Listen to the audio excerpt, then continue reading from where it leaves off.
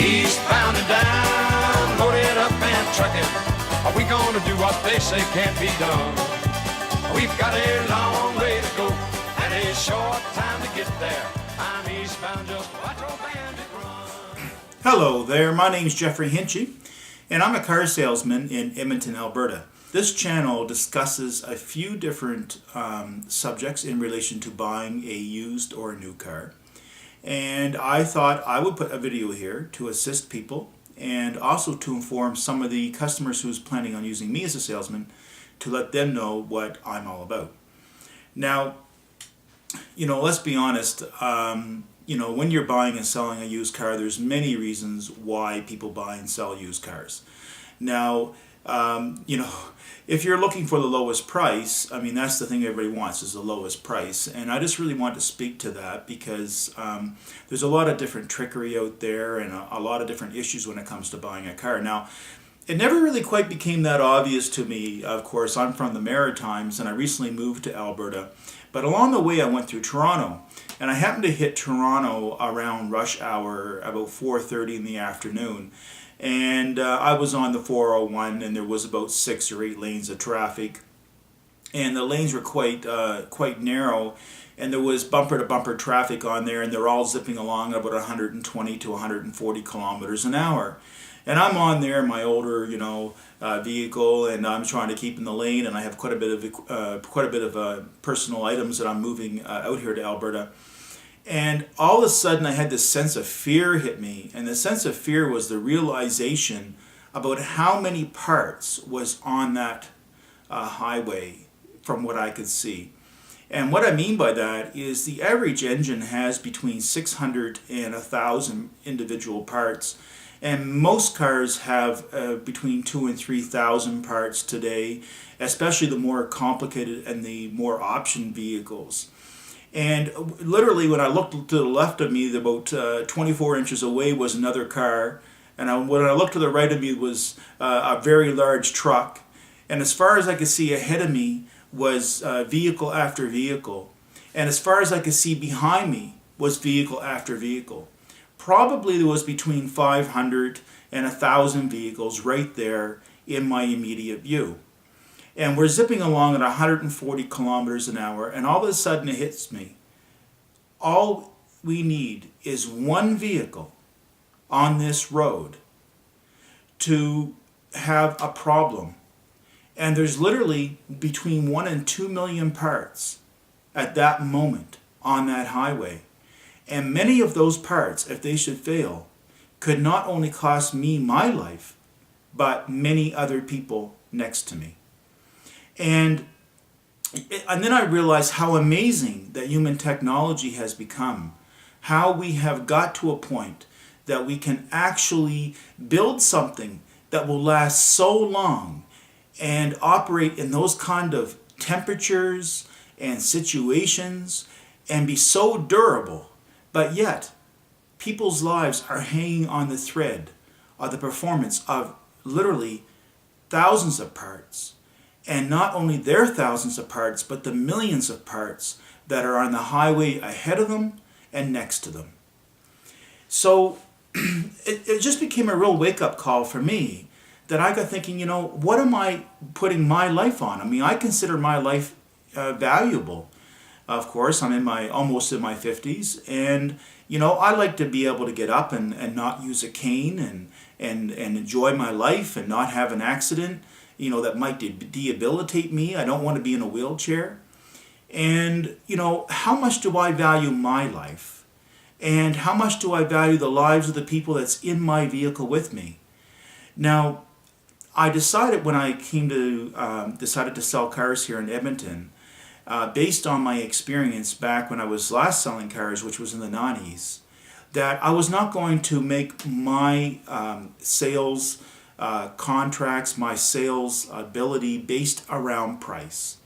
And the reason why is because it really doesn't matter. If you're laying in the hospital after something on your vehicle failing and you're on dialysis machine and you will never be able to walk again, and I'm speaking of myself in this situation, does it really matter whether you're paying $5 more a month or $10 more a month. At that moment, you would pay anything to be able to walk again. At that moment, you would pay anything not to be in the hospital on dialysis. And this is why we just can't talk about price. I mean, there's many salesmen in Edmonton and all over the world who talk about price. You know, people come into the dealership and they talk about price. And I just don't want to talk about price. And there's another reason why I don't want to talk about price. And that is that I just don't like money. You know, it seems like my whole life, all we ever talk about is money. How much did this cost? How much did they spend? How much was that to repair? How much was that worth? How much do you make per year? And to be honest, I'm just really tired of money. Now, here on Earth, we have to make money. I mean, I don't know. We like to think there's life elsewhere in the universe. But I know here on the planet, we have to buy food and we have to buy, you know, a house or some kind of shelter to live in because, especially in Edmonton, it's pretty damn cold in the wintertime. You know, when it's minus 50, you want to have some heat. And, you know, the transportation is good in Edmonton, but not everybody who wants to take the bus. You know, basically not everybody wants to rely upon taking the bus. So it's something where a lot of people would prefer to have a warm vehicle and little conveniences like a remote car starter and, you know, maybe a block heater to plug their car in and things of this nature. And these things cost money. And so you really can't discuss that money situation from the outset. You have to determine what are people's needs and what do they want to accomplish and try to make the numbers fit at the end of it. Now, of course, people are going to have to discuss money. If people are trading in their vehicle, which I have discussed here in another video, if people are trading in their vehicle, they will have to get, you know, a reasonable value for their vehicle. And they would like to think that the people that they're dealing with is not going to try to steal their trade. And when it comes to selling a new vehicle in today's market with the internet, almost everybody knows what a vehicle is being sold for or how much it's worth. That's just the reality. 15 minutes searching on the internet, you're going to know. There's nothing that's hidden. So what makes the difference? The difference is simply the person you're dealing with. Do they have your best interest at heart? Now, I know for me personally, just like most people have to make money to buy heat, most people have to eat to a certain degree, and most people want to have vehicles, I myself must earn some money. So when you come to see me and I sell you a vehicle, I'm going to try to earn a reasonable amount of money. I don't want to earn money at your expense, but I'm going to have to earn a certain amount of money as a salesman in order to buy heat so I can stay warm when I go home, and that I can afford food and groceries, and that maybe I can take a vacation once every couple of years, and that maybe I can have a reasonable car as well to drive home. And these are the simple things in life. Now, not only do I have to be concerned about me making a living, but I have one or two sales managers who must also support their family and have food and have heat. We have finance professionals, usually four or five finance professionals in my dealership alone that must have a living as well. We have the owners and we have the sales manager, the service manager, We have a lot of people depending upon your visit to the dealership. So it would make sense that very seldom will you ever buy a car and no one make money. The thing is, they're probably making money in a way that you're not aware of.